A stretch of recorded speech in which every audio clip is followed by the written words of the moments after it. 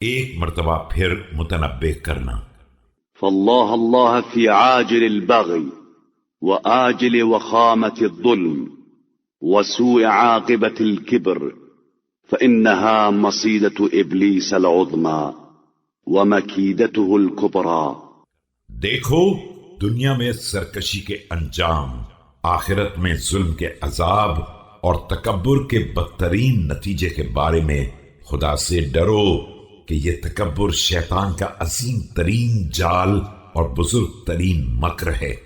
التي تساور قلوب الرجال مساورة السموم القاتلة فما تكدي أبدا ولا تشوي أحدا لا عالما لعلمه ولا مقلا في طمره، جو دلوں میں اس طرح اتر جاتا ہے جیسے زہر قاتل کہ نہ اس کا اثر زائل ہوتا ہے اور نہ اس کا وار خطا کرتا ہے، نہ کسی عالم کے علم کی بنا پر اور نہ کسی نادار پر اس کے پھٹے کپڑوں کی بنا پر۔ فرائض کے فضائل۔ وعن ذلك ما حرص الله عباده المؤمنين بالصلوات والزكوات ومجاهدة الصيام في الأيام المفروضات تسكينا لأطرافهم وتخشيعا لأبصارهم وتذليلا لنفوسهم۔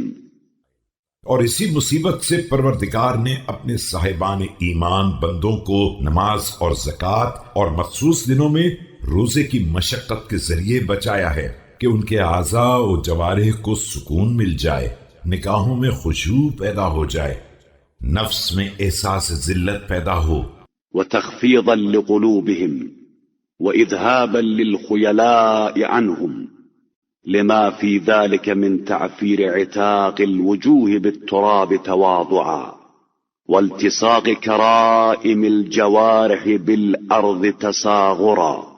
دل بارگاہ الہی میں جھک جائیں اور ان سے غرور نکل جائے، اور اس بنیاد پر کہ نماز میں نازک چہرے تواضع کے ساتھ خاک آلود کیے جاتے ہیں اور محترم اعضاء و جوارح کو ذلت کے ساتھ زمین سے ملا دیا جاتا ہے۔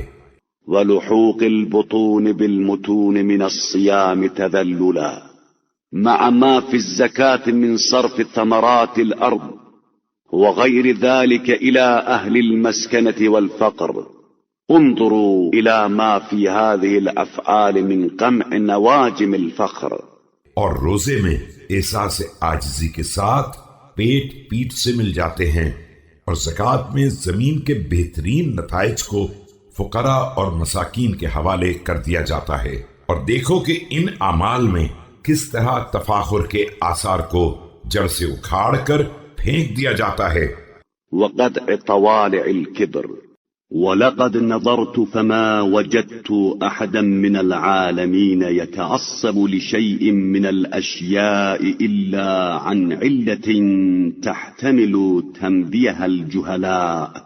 اور تکبر کے نمایاں ہونے والے آثار کو دبا دیا جاتا ہے۔ میں نے تمام عالمین کو پرکھ کر دیکھ لیا ہے، کوئی شخص ایسا نہیں ہے جس میں کسی شے کا تعصب پایا جاتا ہو اور اس کے پیچھے کوئی ایسی علت نہ ہو جس سے جاہل دھوکہ کھا جائیں۔ او حجة تليق بعقول السفهاء غيركم فإنكم تتعصبون لأمر لا يعرف له سبب ولا علة، أما إبليس فتعصب على آدم لأصله وطعن عليه في خلقته فقال أنا ناري وأنت طيني۔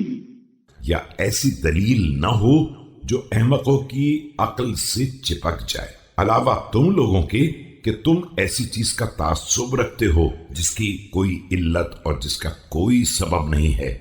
دیکھو ابلیس نے آدم علیہ السلام کے مقابلے میں عصبیت کا اظہار کیا تو اپنی اصل کی بنیاد پر اور ان کی تخلیق پر طنز کیا اور یہ کہہ دیا کہ میں آگ سے بنا ہوں اور تم خاک سے بنے ہو۔